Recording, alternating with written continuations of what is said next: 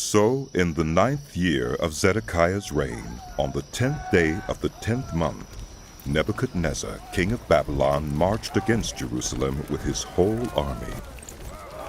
He encamped outside the city and built siege works all around it. The city was kept under siege until the 11th year of King Zedekiah. By the 9th day of the 4th month, the famine in the city had become so severe that there was no food for the people to eat. Then the city wall was broken through, and the whole army fled at night through the gate between the two walls near the king's garden, though the Babylonians were surrounding the city. They fled toward the Arabah, but the Babylonian army pursued the king and overtook him in the plains of Jericho.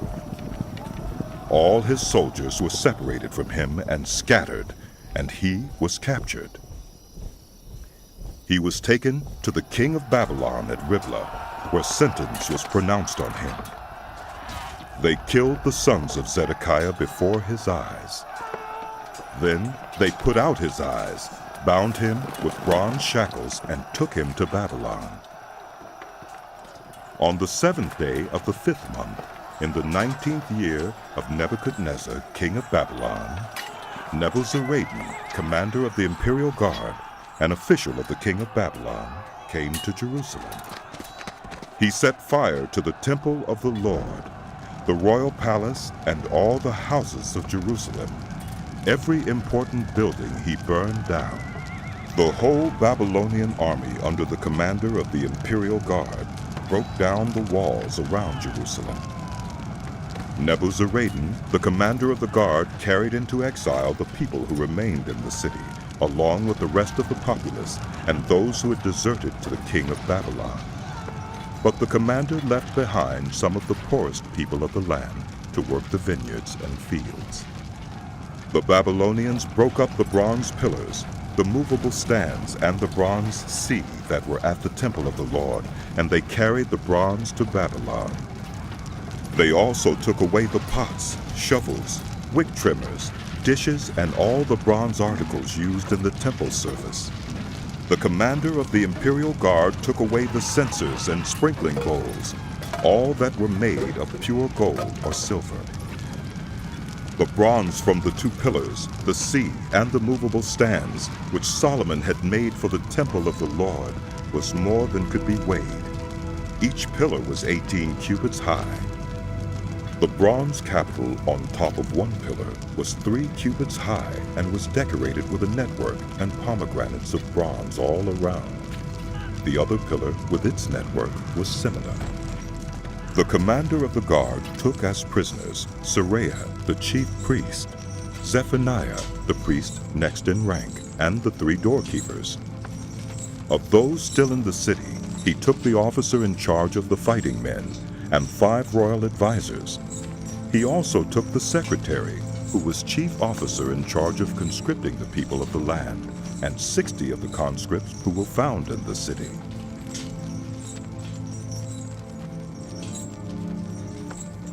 Nebuzaradan, the commander, took them all and brought them to the king of Babylon at Riblah. There at Riblah, in the land of Hamath, the king had them executed. So Judah went into captivity away from her land. Nebuchadnezzar, king of Babylon, appointed Gedaliah, son of Ahikam, the son of Shaphan, to be over the people he had left behind in Judah. When all the army officers and their men heard that the king of Babylon had appointed Gedaliah as governor, they came to Gedaliah at Mizpah. Ishmael, son of Nethaniah, Johanan, son of Kareah, Seraiah, son of Tanhumeth the Netophathite, Jaazaniah, the son of the Meukathite, and their men. Gedaliah took an oath to reassure them and their men. Do not be afraid of the Babylonian officials, He said. Settle down in the land and serve the king of Babylon, and it will go well with you. In the 7th month, however, Ishmael, son of Nethaniah, the son of Elishama, who was of royal blood, came with 10 men and assassinated Gedaliah, and also the men of Judah and the Babylonians who were with him at Mizpah.